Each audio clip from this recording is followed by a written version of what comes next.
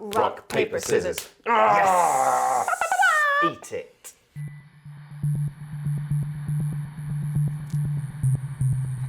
Hello, welcome to this video where I'm on a stump. Today we played a lovely game called The Crew. Oh, it's so good. It is genuinely phenomenal. Like, I was playing this, it's like, I want this immediately, and also, might be my game of the year. Not even kidding. Bloody hell. Ooh, Just gonna straight put up that there. out there. Whap that on the table, straight up. Yeah, so the Crew is a cooperative trick-taking game in which you're playing the crew of a spaceship. We played it as The Crew because it was the German version. Yes. I don't think it's available yet. No, it's out UK. in Q1 next year. That's what they're aiming for, and they haven't yet completely finalised the rules, I'm told. That's 2020 for anyone who's in the future. Speaking to you. So yes, it will be coming out in the Martians. first 4 months of 2020, the year of our Lord. And yeah, so it's not completely finalised yet, I think, but it was in the first look section at PAX Unplugged, and it's mint. Like, we sort of sat down, and at first we were like, iconography, and Lolies isn't massive on co-op games, but we just had we had an absolutely brilliant time. The idea is. There's like a book of 50 different missions that sort of introduce variables that we'll get onto in just a minute. But you deal out all of the cards, and there are 3 coloured suits: blue, yellow, 4. Blue, yellow, green, and pink. And then there's a 5th suit with only 4 cards in it, which are trump cards. And whoever gets the highest one immediately becomes the commander. Commander. Which we did a lot of saluting and saying yes, commander at one another. And then basically, like, for anyone who doesn't know what a trick-taking game is, each turn one person will start and will play a card from their hand, and then the other players, if they are able to play a card from the same colour, have to play. Well, they play another, and whoever has the highest card wins that trick and gets those cards. Very simple. But the thing that makes this kind of interesting and different is that with each mission you have a number of objectives that you have to sort of fulfill, and those are task cards that are played out in front of you. One of those, basically the task cards match cards in the deck. So if I took the one that was the green 5, I'm saying that I will win the trick that contains the 5 green card. If I don't win that trick, we failed the mission. So it's kind of, it's a bit like Hanabi with a mission structure, but also in the mission log you write down how many attempts it took you to fill in that mission. So it's almost like a legacy game. Yeah, but it's nice because you're not ripping things up. It doesn't become immediately unplayable as soon as you've. Yeah, come on, mate. It's never Put on. your phone on silent, will you? So you can jump in at any point. Yeah. We started on mission 10. Yeah. So if you want something a little bit harder, you can go for all the training missions and whatever. Yeah. But if you want something a little bit harder, you can just jump straight in wherever you want. And also, if you finish all 50 missions, the game isn't over for you. You can just dip back in wherever you like. Yeah, it's lovely. And it's got a nice little narrative as well, because the idea is you are astronauts on the way to the newly discovered 9th planet of the solar system, which I guess means canonically they recognise Pluto as a planet. Or... My very easy method, just speed it up naming...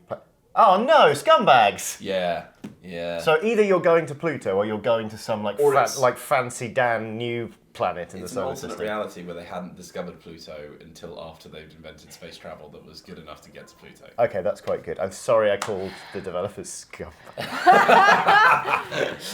But it's bloody brilliant. And we haven't even talked about the communication aspects Oh of it. yeah, so every player has a card and they have a little chip, and essentially once for each round you can do it once where you can communicate one of your cards. So if I, for example, wanted to take the 7 pink and say, okay, this is my highest card, I put my little chip at the top of that card.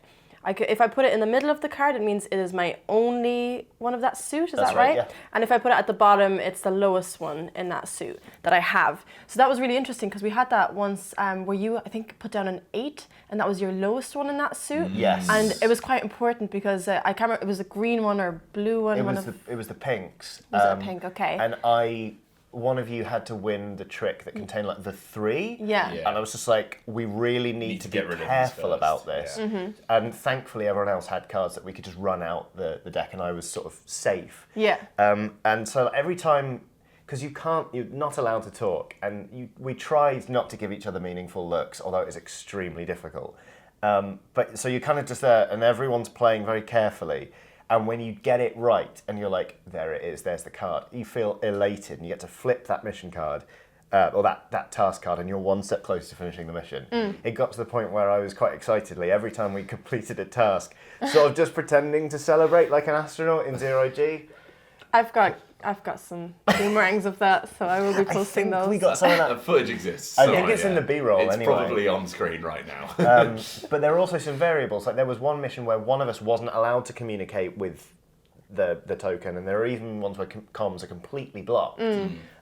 So you don't always have the complete set of information. It reminds me a bit of Mind, if you've ever played the Mind. Yeah, I haven't played it, but I know how it works, yeah. Because you can't, like, when that communication bit is gone, you're a bit like trying to second guess what people have and play cards in the right order in a certain way. But so that it has that kind of element, but more of a gamified version of that. Yeah. For anyone who doesn't think that the Mind is a game. I showed it to a friend once, and he was just like, "It's just counting." But yeah, it's got like a really nice, proper, meaty structure to it, and I just very quickly I was just like enamoured with it. I think it was like after the first round, Johnny was like, "I'm buying this game." Yeah, we're ignoring a rule though as well. What? There's the square tokens that you put on top of the task. Yes! Oh, those are great! Yeah. So not only do you have these missions in front of everyone that they have to complete themselves, but also sometimes sometimes the mission will dictate that it has to be done in a certain order. Yes. So for example, they'll say that you're going to use this number 1 and number 2 token, which means that this trick has to be completed first, this one has to be completed second. Then you'll get like an omega token, so it has to be the last one that's completed.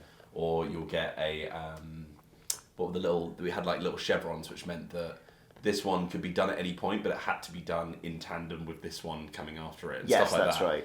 So like there is like it is like a tricky little co-op game where you have to try and maneuver around sort of difficult rules and find the best way of getting it, but you can't talk. And I think that's the most interesting part of it. It's just like your communicating should just go on, apart from like this one little tool that you have. You can only use once per game, basically. Yeah, and it's easy to lose sight of some of that stuff, because I remember there was an omega token on one trick, which was like pink, and then like Loli's was whittling away some cards, and was just like, threw out a low pink card, and we were just like, what are you doing? It was the one of the omega trick. Yeah. It was like, we needed to get the trick with the 3 pink last, and Loli's just tossed it out. We were just like, yeah.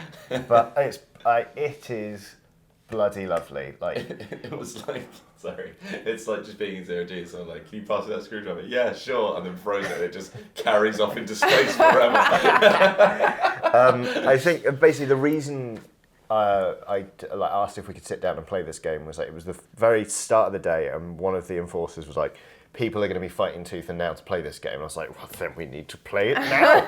I think this is like, it was one of the best. This deserves to become big, and I honestly cannot wait for it to come out. Yeah, genuinely, it's like one of the most exciting things I've played this year.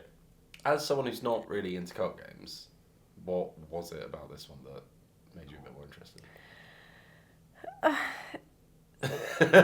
I guess because you're not really. The thing that I don't really like about co-op games is when somebody table captains. That's the thing that really frustrates me, because I've often played co-op games where people are like, no, you do this and you do this and you do this. I'm like, no, and then I purposely like shy away from that. I'm like, no, and then it's kind of finding a balance of like, okay, what you said is the right thing to do, but actually now I purposely don't want to do it because you told me to do it. Like, and the thing is, I am happy to take people's ideas on board, and like, but there's certain games that I've played where it's like people just won't let go, and they're like, and they get really annoyed when you don't do exactly what they say, and that really annoys me. And that doesn't really happen in this game, because you're working together, but you're still playing your own thing, which is what I liked about it. Yeah, big time. I think that's the nice bit about it, because there are some times where you play a card and you're like, if they don't do this now, we've lost. But by the same token, a lot of the time we were playing a card and we're like, I'm pretty sure they've got this card that they need, so I'm going to set them up. And you're like, are you about to do something great and feel really good about it? You are! Woo! Space. And it's just, it's not table captain-y. No. It's got more structure than games like Hanabi. and the mind, but you still get that, you build up that sort of mental rapport with one another, and it's just bloody delicious. It kind of takes away some of the blame as well, because like if someone does do something that in a game where you had all the information would be perceived as stupid, Yeah. you're just like, well, I didn't know you had that card. So Yeah. it's like, apart from the one where like we forgot the token was there, and like that was a thing where we were just like, oh damn it, we forgot about that. But that's just trying to retain all the information that you do have. Yeah. But it does take away some of that culpability of when you're like, oh, sods. Exactly. Yeah, it's It's interesting because that missions thing as well. I don't know if we mentioned, but the missions 1 to 50, they start like super easy mode, like this is PISS, and then it goes like to super hard mode. He was telling us like what one of the last levels was, and it sounded incredibly hard. Yeah. So we were like, right, let's go in on level 10, and we did fine on level 10. I think was it the next level we kind of had to do a couple. Took us a few goes, but I actually would be very interested to play it through like a legacy game and see like how far I can get and yeah, as you say, like log how many tries. Like if it took us 3 goes to do level 11, how many goes is it going to take us to do level 25? Like It'd be amazing for lunchtimes as well, like because it's such a compact little. It's like a coup-sized box, and it takes such a short amount of time to actually play a mission. Yeah. Unless you have to do it a million times. Yeah. But you could easily just jump in 20 minutes, tell a bit more of the story, and then come back tomorrow. I can absolutely 100% see us in the office, just like we've eaten our disappointing sandwiches from the shop downstairs. It's like, sandwiches. Should we get back in the spaceship? Yeah, let's get back in the spaceship. So, needless to say, you have not heard the last of this game on youtube.com/Dicebreaker, nor hopefully have you seen the last video, because hopefully you enjoyed this one enough to watch one of the others, because they're popping up on screen now, as if by magic, or spooky magic. There's also a subscribe button. If you haven't already clicked that one, please do, and ring the bell icon so you get notifications when we upload new videos. And that's sort of about it, isn't it? Have a lovely day. Yeah. That one.